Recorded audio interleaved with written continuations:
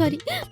ये सब कुछ डाल वाल के तू लोग चाय कॉफी बना, तू लोग पता ना कहाँ से आ गई। पता ना कहाँ से आ गए। वाह बेटा, हमके भी ना पता।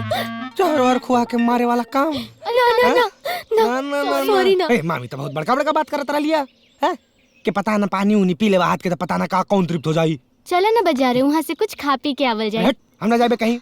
बाजारे में काबा उ धूल मिट्टी और लोगन के भीड़, ये हमरा साथे खेते जाइए। खेत में काबा फ्रेश एयर और हरा भरा माहौल।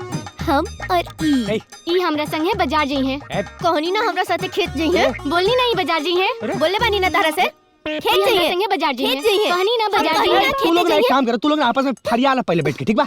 हैं आई जो हम कपड़ा गंदा भइल बा, धोत तानी हम जाके। अरे रुकिए तो।